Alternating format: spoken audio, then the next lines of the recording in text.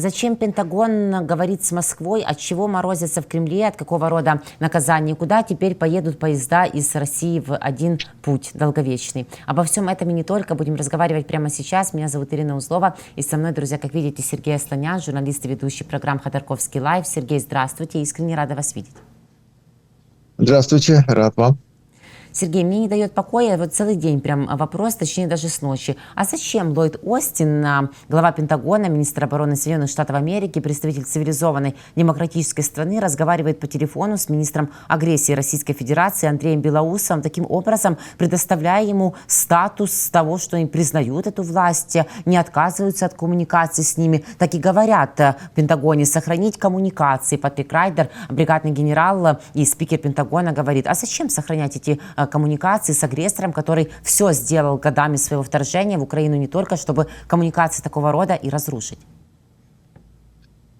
Это всегда очень странно, когда вот так легитимизируется военный режим, вдруг откуда-то из нормального мира раздается телефонный звонок в концлагерь и спрашивают, ну, вы как поживаете?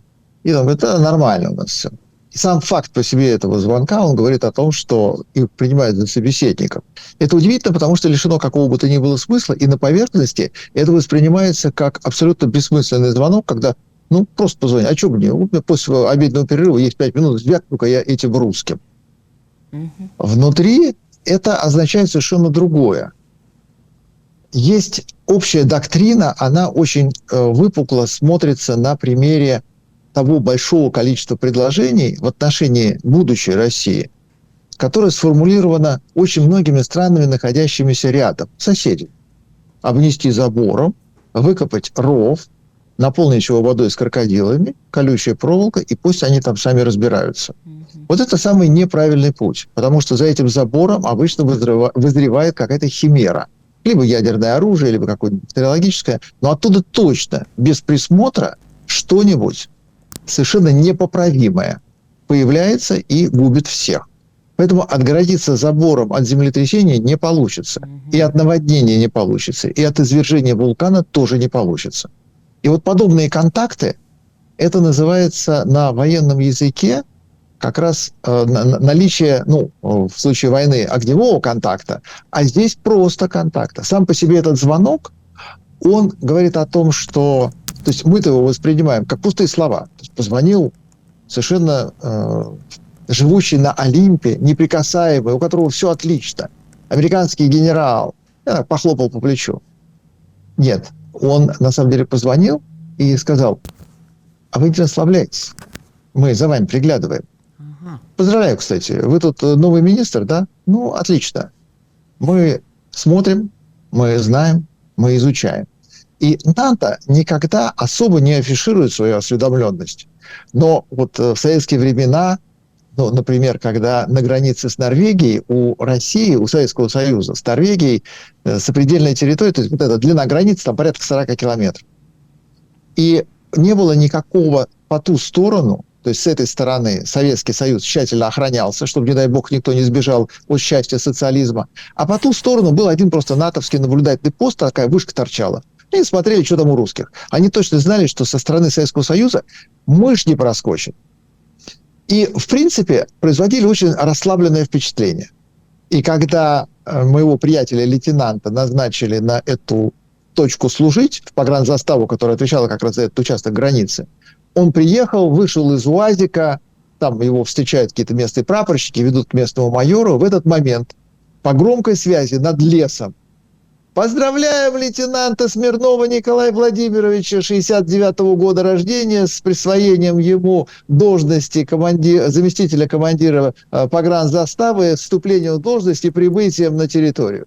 То есть они знали в эту минуту, как его зовут, как он родился, зачем родился, почему так получилось, что родился в Советском Союзе, что заканчивал, какую должность он занимает. То есть на самом деле они знали все. Это на дворе был какой-то там год 82-й, 83-й, вот как-то так. То есть в те времена, когда не было прослушки какой-то особой яростной, там, электронной разведки, когда невозможно было перехватить, ну, по крайней мере, ну, засекреченные каналы связи, а по открытым каналам связи, кто бы вдруг кому такую информацию бы давал. Они все знали. И вот этот вот звонок, казалось бы, совершенно пустой. Просто пара фраз, там, how do you do? Да никак я не дую. Означает, что все то же самое. Мы во все времена приглядывали за вами. Мы всегда знаем, что у вас происходит. Мы в курсе. Ну, и вы там имейте это в виду. Не расслабляйтесь. Потому что в действительности, конечно, все, что происходит в России, все, что происходит на совещаниях, все, о чем говорят в Генштабе, все, о чем совещаются в правительстве, в ту же самую секунду знают далеко за пределами этих секретных комнат. И министру обороны нужно было щелкнуть по носу вот таким звонком вежливости, за которым для нас с вами ничего не стоит. А по факту стоит очень многое.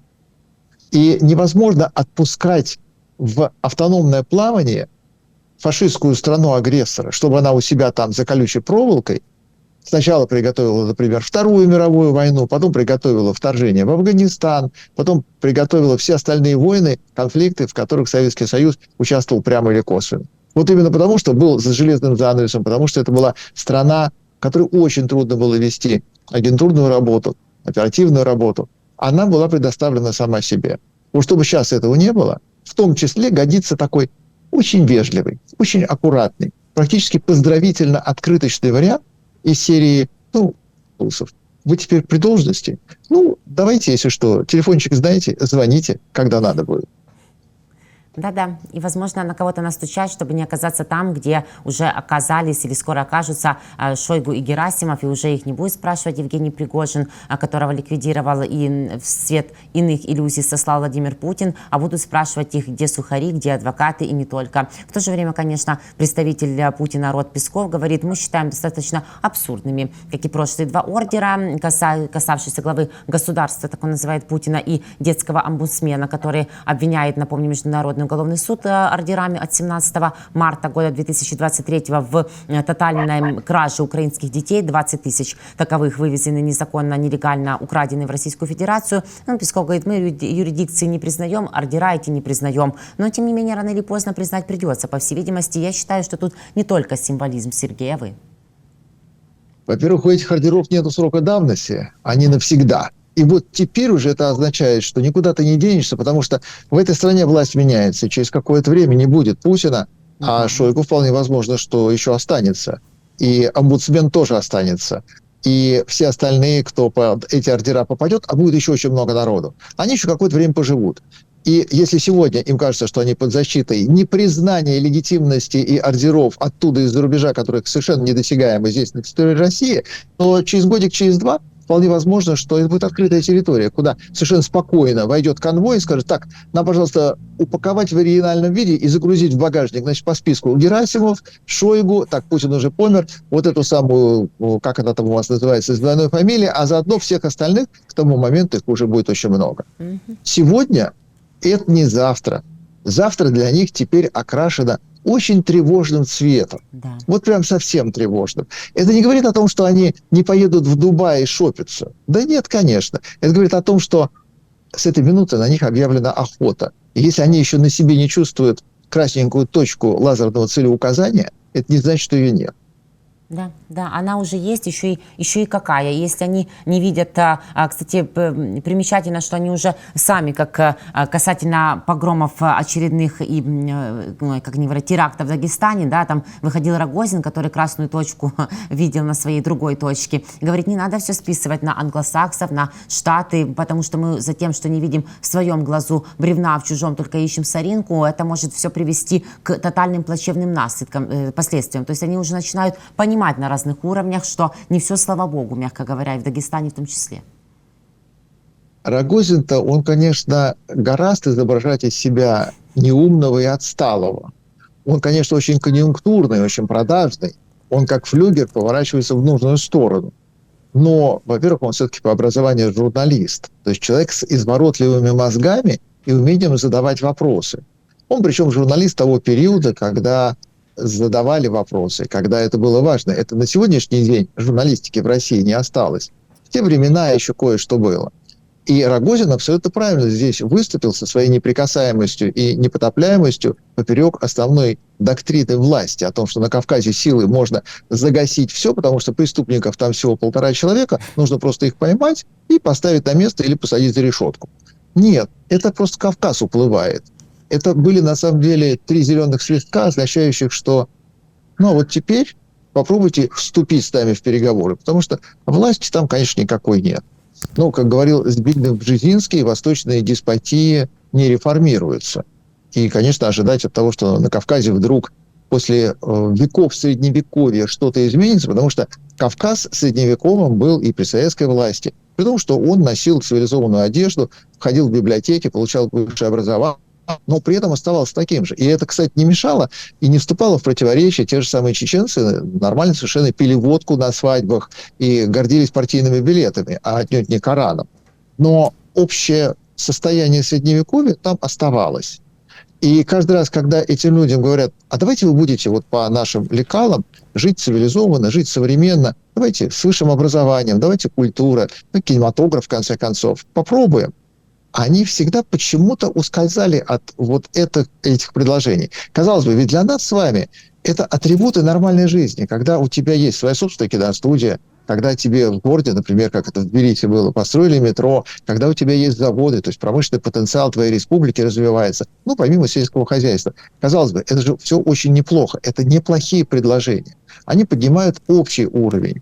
И сколько было деятелей, мастеров культуры, кавказских, которые были признаны во всем Советском Союзе, имели международную славу. Потому что этим людям дали возможность пробиться, их очень активно поддерживали, культивировали. Они прошли вот этот очень большой, очень важный путь, когда они были полностью интегрированы и стали, хотят они этого или нет, ну, такими послами доброй воли между вот этими двумя совершенно несопоставимыми мирами кавказского средневековья и всех остальных вариантов культур. Регионы, построенные по принципу почитания возраста, по жесточайшей дедовщине и вертикали, когда тебе, может быть, и 70 лет, но над тобой есть аксакал, который имеет больший вес, больший авторитет, и всегда может тебе сказать, ты не прав, а я прав хотя бы в силу возраста, не мудрости, но в силу возраста. Регион, который выращивает людей в беспрекословном повиновении, он обратной стороной медали выращивает людей, которые свою состоятельность должны доказывать какими-то очень серьезными, очень весомыми поступками. Когда ты в 20 лет, ну, вроде бы джигит, а с другой стороны никто, потому что над тобой есть поколение 40-летних, над ними 60-летних, над ними 80-летних, над ними 100-летних, а над ними еще другие есть. То, как вот говорил исследователь этого региона Александр Покровский, известный в России писатель, он говорит, что когда тебе нужно свою состоятельность доказывать в любом возрасте, потому что ты всегда никто, находясь внизу пирамиды, безотносительно своих достижений и качеств, ты должен совершать какие-то поступки, среди которых это, тем не менее, очень странно звучит для нас и не оспаривается на Кавказе. Убийство является прекрасным доказательством того, что ты мужчина наконец-то. Для нас это дикость. Но, как говорит исследователь Покровский, теперь это уже норма. И при советской власти, как бы не пыталась советская власть повлиять, кнутом, пряником, предлагая, создавая. Ведь советская власть в этом отношении, с одной стороны, была очень настойчива, она была вероломна. С другой стороны, она строила. Она имела в себе созидательную составляющую, когда школы, университеты, больницы, дороги, дома строила. И выращивала тем самым людей, которые к этому относились не как к помощи, а как к дани с покоренных, в данном случае, российских территорий. И на Кавказе, в те времена, когда, с моей фамилией Асланян, нетрудно догадаться, что я как раз оттуда и неплохо разбираюсь, благо за своего принимаю.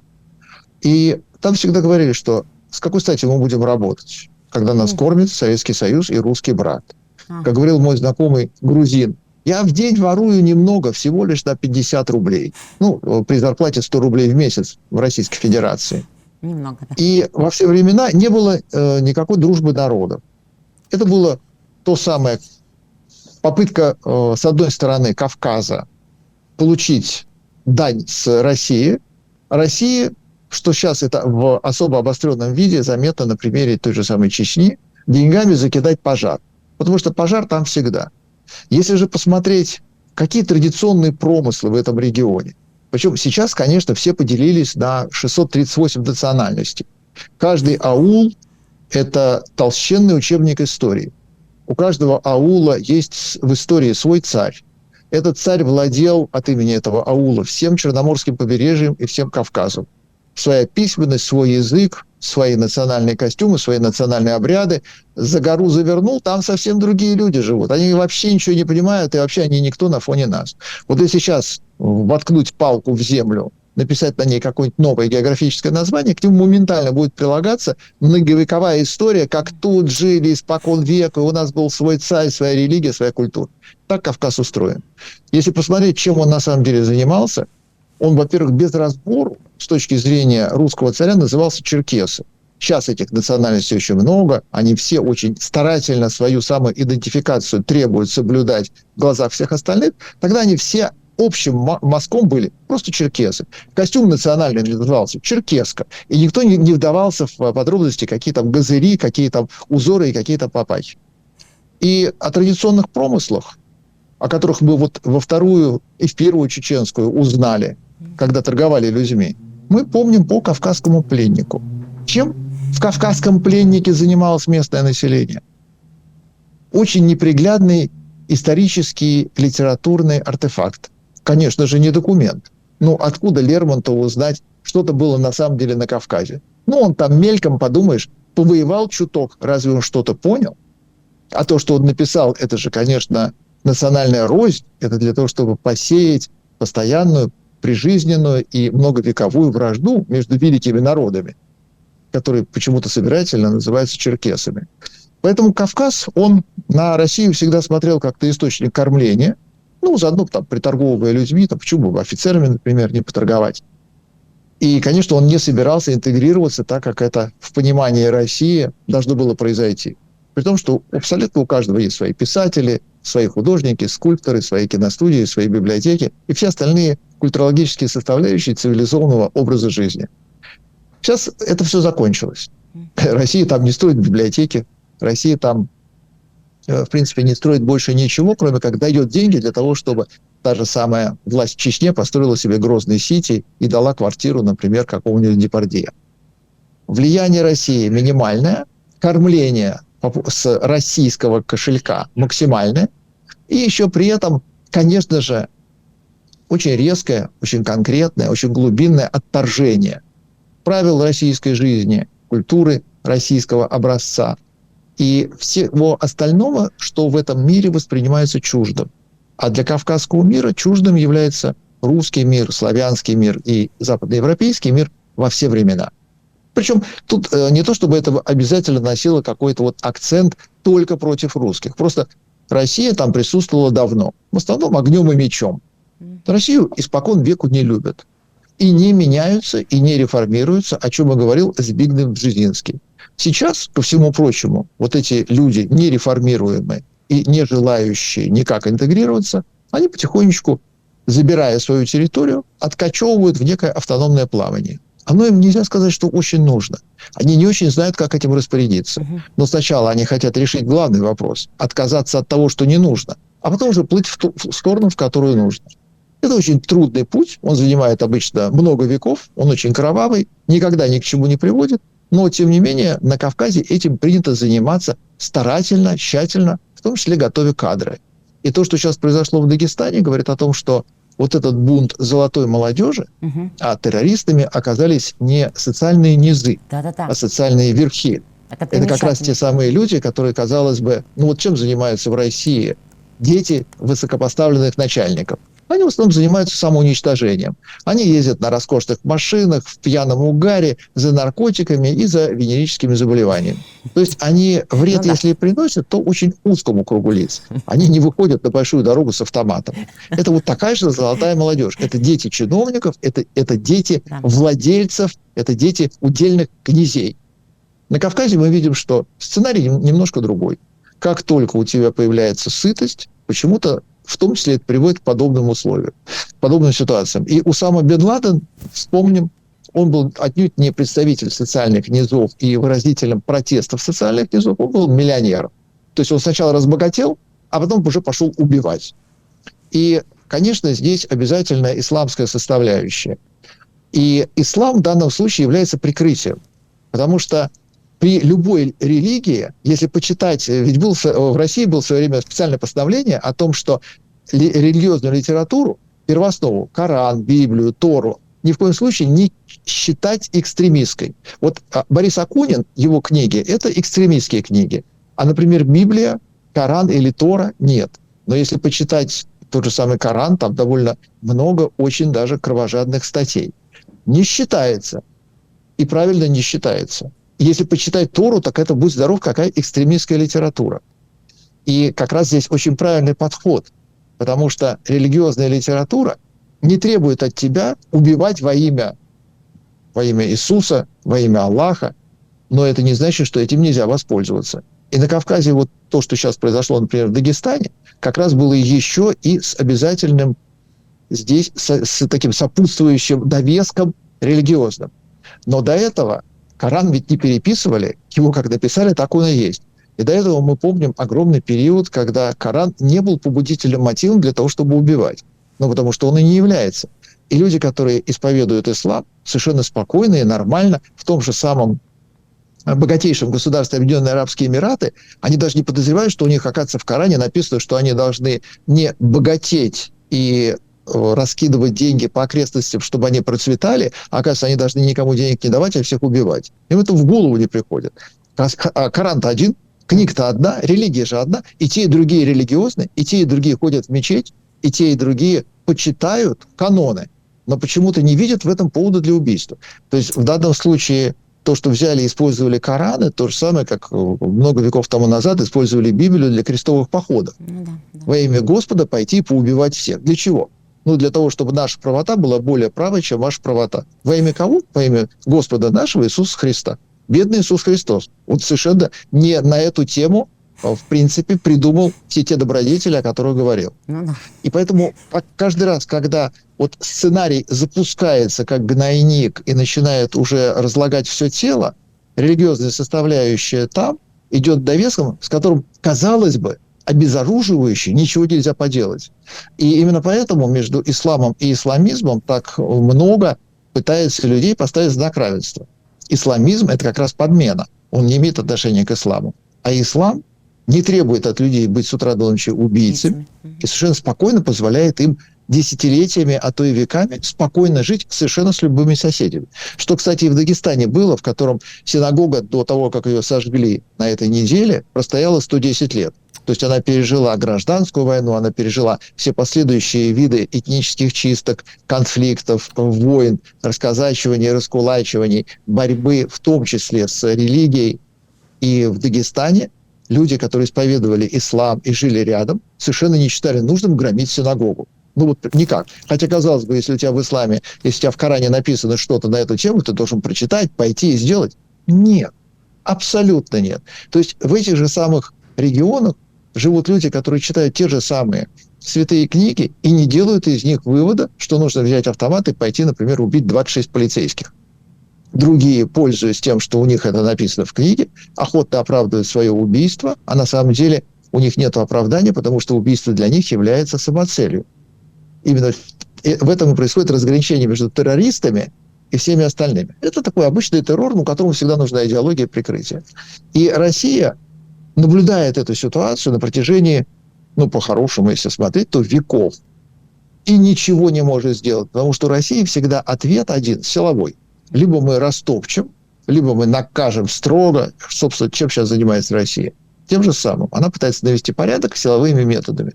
Разбираться в проблеме, заниматься профилактикой, понимать, что же на самом деле происходит и как этим управлять. Ни в коем случае никто не собирается. Это то же самое, что мне в лицо крикнут: «Ты армянин», и я должен, видимо, оскорбиться, я не знаю, полезть с ножом и сказать, что я не армянин, что ли? Да нет, я армянин. А негр, он что, не негр? Ну, нет негра. Называется, видимо, плохо. Да. И вот, решая эту проблему, мы видим, как американцы, в том числе, если мы вспомним, все боевики, обязательно полицейский экипаж, негр и белый. 100%. Огромное количество всяких попыток свести совершенно разные этнические группы в состоянии миролюбия и решения общих проблем, потому что между ними нет повода для антагонизма.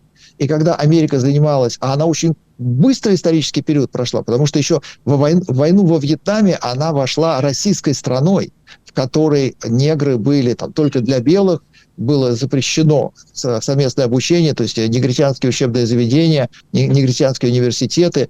с бледнолицами ни в коем случае неграм нельзя было ни при каких обстоятельствах учиться. И вдруг, то есть в 60-е годы, уже когда стало невмоготу, этот вопрос нужно было решать, нужно было создавать что-то. Не стали никого вешать, не стали никого расстреливать, но, занимаясь этим вопросом, пришли к тому, что бац, и Обама, президент, негр. И это абсолютно никого не то, что не задело, это к тому моменту считалось нормой. То есть получается, что за буквально 50 лет, то есть за полвека, страна, которая понимала, что это постоянно тлеющий конфликт, что он обязательно будет приводить к разногласию, размежеванию, ненависти и, не дай бог, еще к кровопролитию. И нужно решать. Силового метода не существует. Значит, нужно сдружить, примирить, накормить, дать возможность не конфликтовать.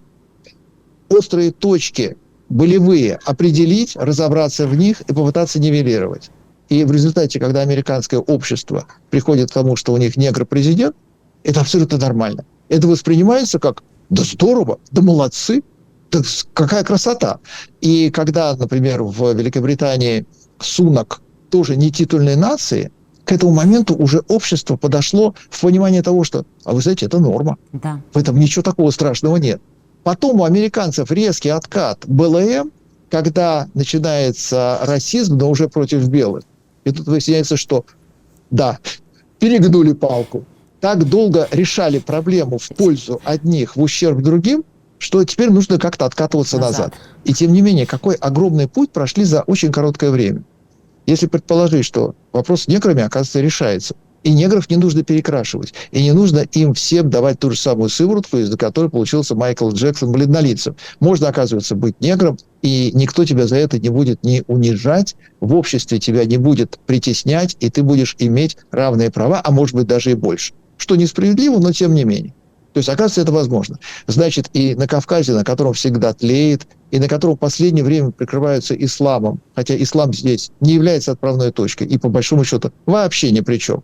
Этот вопрос тоже решается.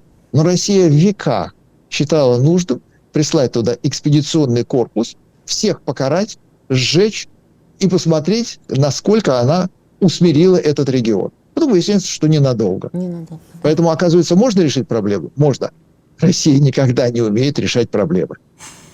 Да, Сергей, мы это тоже заметили и ощутили. Ну, еще один гнойник, который вообще ничем никогда не думает, а может и нет, может наоборот, может здесь какая-то цель на самом деле тоже заложена. Глава Чечни Рамзан Кадыров говорил, что вот как раз надо, говорит, убивать всех родственников подозреваемых в покушении на полицейских. Если подозреваемый связан с шайтанами, надо наказать весь его род. Этот род должен знать, что они несут ответственность. Должен понимать те, кто посягает на брата, что по кровной мести убьем всех, отца, брата, дядю. Вот так говорит Кадыров. Смотрите, убьет всех. Подозреваю, что нет, особенно его тикток-войска тоже, которые много уже чего показали.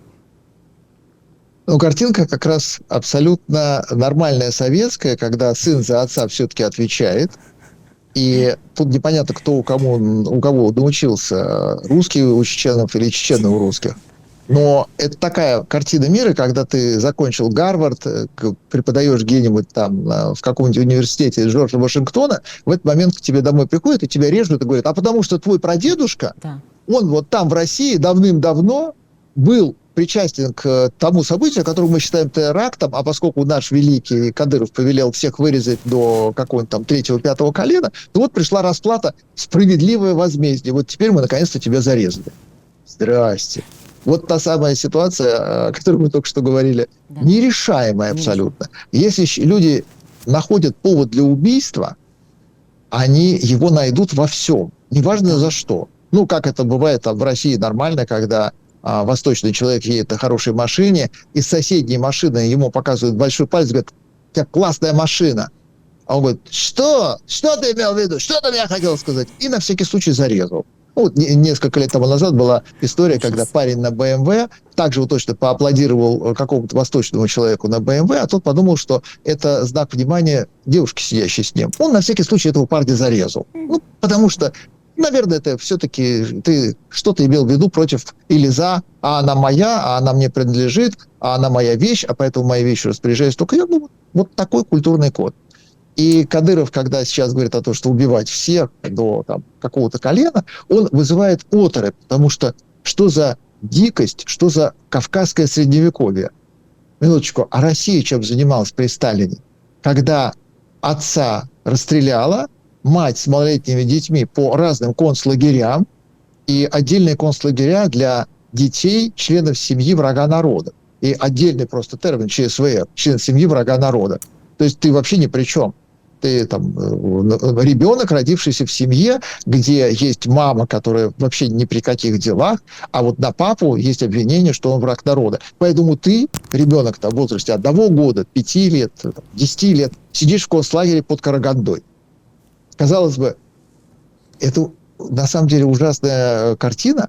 Кто кого научил? Это Кадыров подхватил и вплел в канву кровной мести, принятой в регионе, взяв у русских? Или это Россия тогда училась у Кавказа мстить подобным зверским образом, вырубая целые поколения, целые семьи, целые рода, чтобы ни в коем случае не было?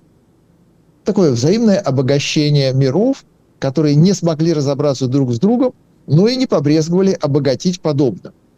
Я понимаю, если бы Кадыров, наоборот, распорядился поймать всех причастных, дальних родственников, срочно им выдать обязательно билет в Гарвард, курсы по изучению английского языка, через 5 лет буду лично присутствовать на защите диплома. И только попробуйте не с отличием закончить Гарвард. Тогда буду Смешно, резать, да? да? Очень. Тогда будет Почему-то резать. не рассматривается такой вопрос. То есть в России так вопрос не ставится, в Чечне так вопрос не ставится. Причина, по которой всех вырезать, она понятна. Все говорят, да, конечно, как иначе. У него вон внучка, она мне вчера не дала резать срочно, потому что она точно за шайтан. А давайте так, внучку в Гарвард, пусть она его закончит, и мы посмотрим, какой у него будет диплом. Да. Потом, если что, сделаем его национальным достоянием. Вах, что ты такое говоришь, да?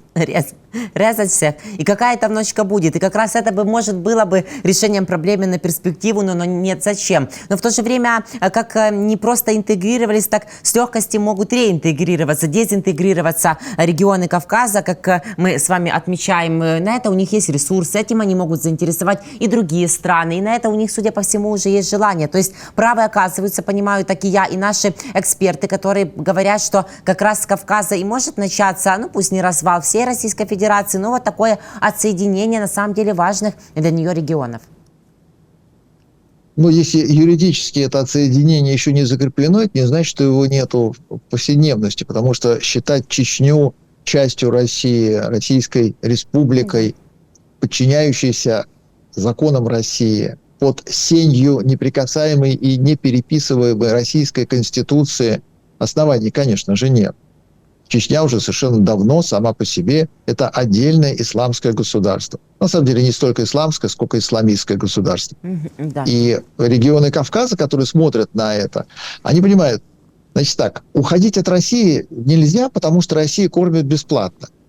Но Россия кормит после того, как она воюет и проигрывает. Так, значит, наверное, тут как этот вопрос решается? Нужно на Россию пойти войной, Россия ведет войска, выиграть войну она не сможет, потому что Россия, в принципе, не умеет выигрывать никакие войны никогда. Поэтому через какое-то время она будет, для того, чтобы замирить нас и заплатить нам за издержки, начнет кормление, как это было при советской власти. То есть при советской власти воевать-то особо не приходилось, и так кормили. Сейчас приходится воевать. Потому как вот разговор о сепаратистских настроениях и о попытке, например, уплыть в автономное плавание, они в регионе, конечно, тлеют, но вот те мудрые люди, с которыми я говорю, они все сводятся к одному и тому же. Экономика не вытянет. То есть, уйдя от России, нужно будет обязательно тут же срочно искать себе стратегического партнера. Ну, это так называется на языке дипломатов. То есть, нужно будет ложиться под кого-то другого. С какой стати? Зачем нужно одну несвободу терять на другую несвободу, одну независимость на другую независимость, то есть зависимость на зависимость, но при этом, если с Россией понятно, что можно делать, с Россией можно делать все, то с любым другим, с кем ты будешь договариваться, ты, во-первых, должен будешь прописать по новой правила игры, а во-вторых, их соблюдать. Например, это будет Китай или Иран. Что, неужели кто-то позволит так обращаться с собой? Это древние-то персы позволят так с собой обращаться? Или Турция? Это вот та самая Османская империя, она тоже позволит с собой так обращаться, как обращается Россия, и дань платить просто ни за что? Ни в коем случае. И поэтому нету геополитического партнера, который готов подхватить часть региона, весь регион, отдельные республики. И те восточные мудрецы, с которыми я говорю, говорят, мы от России не уйдем. Ну, потому что Россия это будет кормить всегда. Так или иначе, Россия будет кормить всегда. У Грозного есть нефть, знаменитая грозненская нефть. Она, конечно, является золотым козырем, и с этого козыря можно зайти, и можно попытаться, ну, как-то вокруг этого устроить экономику свою. У остальных ничего подобного нет. Невозможно Эльбрусом торговать с утра до ночи в Карачаево-Черкесии, объясняя, что это прекрасный туристический маршрут. И еще что? Все, ничего, остальное привозное. Там, Ингушетия. Что может Ингушетия предложить? Смотрите, какая у нас древняя история. Замечательно. В Бухаре тоже древняя история. Это не позволяет Бухаре, в принципе, никак процветать. Умереть не позволило, но и процветать не получается. Поэтому предложить что-то, придумать какую-то инвестиционную программу, трудовые ресурсы. Когда в Черкесске построили автомобильный завод, это была идея одного очень умного, очень стратегически талантливого человека. Он, к сожалению, умер. Вот до тех пор, пока он этот завод строил, автомобильный завод в Черкесске, там пролетариат как-то вот за последние несколько веков нельзя сказать, что сильно наблюдается. Там немножечко другой уклад, немножечко другие люди. Но на этот завод смогли найти ПТУшников, дембелей из армии и разную публику, в основном, конечно же, не местную, не титульной нации. Потому что титульная нация, она немножечко иначе воспринимает себя у станка и с гайковертом. И когда хозяин этого предприятия умер, оно развалилось. Ну, потому что оно держалось на идеях, энтузиазме и стратегии одного конкретного человека. Это был блистательный намек на очень хороший пример. Могло получиться, как бы не умер хозяин. Потому что он был, конечно, светлейший интеллектуал с удивительной фамилией Дерев, их два брата, брат не чета. И после того, как не стало инициатора проекта, не стало самого проекта. Но в остальном в Махачкале, например, есть завод «Авиагрегат», который делает для автомобиля «Лада Гранта» электрические усилители руля. Это самые плохие на планете Земля электрические усилители руля. Они не работают, это брак, и приходится искать другого кого-то. Но хотели начинать, казалось бы, авиационное производство. Получается, что составляющая сельскохозяйственная в состоянии по минимуму прокормить саму республику. Промышленный потенциал, ну нельзя же одним мазком абсолютно всех. В данном случае потенциал промышленный практически у всех равен одинаковому нулю. Поэтому никто туда не придет для того, чтобы развивать промышленность. Не будет ее там. На Кавказе промышленности не будет. И при советской власти ее тоже не могло быть. Она искусственно держалась только на завезенных русских, в том числе автомобильные заводы. Поэтому эти территории не представляют интереса ни для кого, кроме тех людей, которые там живут. И единственный, кто их может кормить, и будет кормить, и исправно будет кормить, это Россия. И сепаратистский разговор о том, что мы устроим жизнь по-своему, выйдем из-под российского крыла, начнем жить и строить собственное государство, это мечты. Никто не даст. Те же самые старейшины не дадут ни в коем случае, потому что они прекрасно понимают, что под сенью России они проживут безбедно. А вот выстроить такую хотя бы политическую автономию, как у Кадырова, в том числе, когда он спокойно говорит, а давайте всех зарежем. И все говорят, да, действительно, пожалуй, надо бы зарезать. Действительно здорово. Как со времен советской власти. Страна, в которой расстреливать не стыдно, а зарабатывать стыдно. Ну, вот бумеранг прилетел. Давайте всех зарежем. Давайте всех зарежем. Вот такое мироустройство они, собственно, и пытаются построить на деньги российского налогоплательщика. Между тем, россияне радуются, что уже в июле, возможно, запустят пассажирские поезда в Северную Корею. А в Пентагоне, кстати, говорят, мы за этим тоже наблюдаем. Ну, не конкретно за этим поездом, который поедет, а за тем, что, возможно, пусть не в этом, но в другом поезде, обратно или просто так, другим путем могут приехать севернокорейские солдаты, как пушечное мясо, как говорит Патрик Райдер, представитель Пентагона. Понятно, что все, что отправляет кого отправляет Россия убивать украинцев на наш фронт, и превращаются в пушечное мясо. И неважно, будь то россиянин, будь то северокореец. Ну, понятно, что предмета для гордости маловато этим пассажирским нововведением, но тем не менее, почему в Пентагоне продолжают бдительно следить за этой возможностью отправки северокорейского пушечного мяса? Есть, полагаете, все-таки дальше риски, что они эту тему не отбросили, когда встречались Путин и Ким Чен Ын? Не столько северокорейское пушечное, сколько набор для холодца. Потому что при средней массе взрослого северокорейца в 40 килограмм, там не очень, там даже черви и те будут разочарованы, когда это упадет в украинскую землю. Но поскольку выяснилось, что под сенью санкций Несмотря на все запреты, Северная Корея имеет потенциал по производству оружия, имеет оборонную промышленность и даже шагает вперед. Она же делает не только 152 миллиметра, она же еще и ракеты делает. Ну И да. она же уже дотягивается до Японии, а это, казалось бы, как так получилось? Плюс северокорейская ядерная программа. Конечно. Она тоже существует, и она должна получить следующий шаг развития. И сейчас, когда Путин приехал, Путин, конечно, приехал не для того, чтобы помогать Северной Корее. Путин приехал для того, чтобы найти себе последнее пристанище. Потому что, когда он войну проиграет, ему нужно будет где-то прятаться. Прятаться во всем мире ему негде, кроме Северной Кореи. Поэтому ему очень важно было, как риэлтору, посмотреть жилплощадь, оценить поля, луга, где что можно построить, как это подвести под крышу, какие, собственно, должны быть проекты и сколько будет стоить 1 квадратный метр. Он туда поехал как раз с точки зрения торговца недвижимостью для того, чтобы, может быть, построить, может быть, приобрести.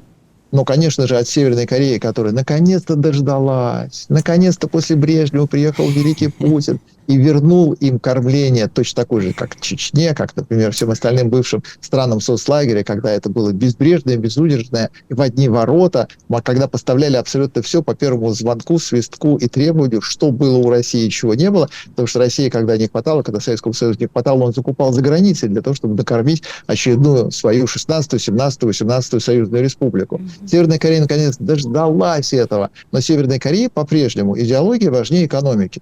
Поэтому, конечно, Россия туда принесет в том числе и заводы, и поставки, и будет железная дорога, будет автомобильный мост, наконец-то, и можно будет в том числе пешком туда-сюда ходить, и на велике кататься. Для Северной Кореи очень важно получить ракеты, имеющие своей дальностью досягаемость американских берегов. Потому что Северная Корея, она ничего путного делать не собирается. У них не стоит задача накормить народ, изобрести северокорейский телевизор, сделать северокорейскую паровую машину или там еще что бы то ни было полезное для хозяйства. Нет, конечно. У них задача война, у них идеология не меняется, они в этом отношении очень судорожно сжавшиеся на рубеже 1953 года интеллектуалы, не позволяющие себе думать о том, что мир меняется. Поэтому у них задачи все те же самые, что при первом Киме. Второй Ким их поддержал, третий продолжает. При том, что третий хоть и учился в Швейцарии, но выяснилось, что все-таки кровавым крокодилам ему нравится быть больше, чем европейским интеллектуалам. И для Кореи нужно, чтобы Россия дала оружие, дала технологии, научила делать ракеты, поставила ракеты, чтобы можно было наконец-то отбомбиться уже конкретно по Америке. А Россия этого делать как раз не будет. Потому что Россия очень боится, сама боится Северную Корею. И Россия прекрасно понимает, что поскольку Ким Чен Ын, он невменяемый, то Ким Чен Ын первое, что сделает, это когда Гаагский трибунал потребует отдать ему тушку Путина, будет иметь возможность всему миру угрожать этими самыми ракетами. Что, казалось бы, хорошо, я вам Путина не отдам, если что, я разбомблю Америку. Но поскольку к тому моменту, когда падет Москва и падет Россия, враг придет в том числе из пределов России, это означает, что и по России тоже отстреляются. Причем так очень даже по-крупному. А у России тех объектов, по которым не надо попадать, у них вплотную к этой территории границ очень много. Поэтому Путин, спрятавшийся на Святой горе Мангенде, довольно быстро получит лучевую болезнь, в каком бы бункере он ни праздновал свое освобождение от трибунала Гааги и от всех их попыток его заполучить. Он тут живет, и у него все хорошо. И становится плохо, когда Северная Корея получает хорошее оружие, дальнобойные ракеты, ядерную программу. Потому что хочешь ты или не хочешь, но в этом очень тесном регионе жертвой станешь ты, если не в первую, то во вторую очередь. И Россия не заинтересована в том, чтобы у Кореи были рычаги давления, в том числе на Москву. Потому что Северная Корея, когда захочет о чем-нибудь поторговаться, она обязательно скажет: да, кстати, Москва, я сейчас нажму на кнопку, и не будет никакого Кремля. Ну, потому что Северная Корея, она такая. Не надо. И корейцы хотят, но не получат. Но у Путина задача все-таки приехать в страну, в которой ему еще какое-то количество лет дожития будет комфортно.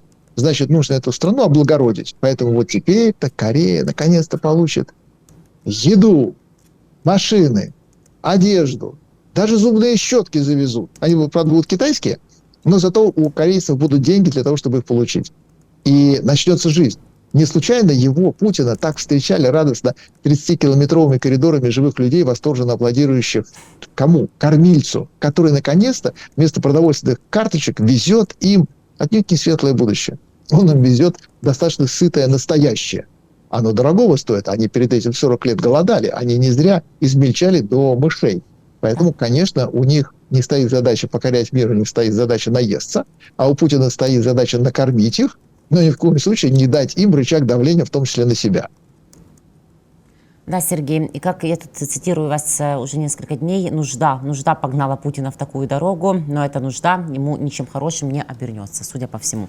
Благодарю вас безгранично за столь интересную, как всегда, собственно говоря, неповторимую беседу, за вашу позицию, конечно же, в первую очередь, за ваши знания, Сергей, и ваше чувство юмора, и при этом чувство реальности. Спасибо большое, до новых встреч.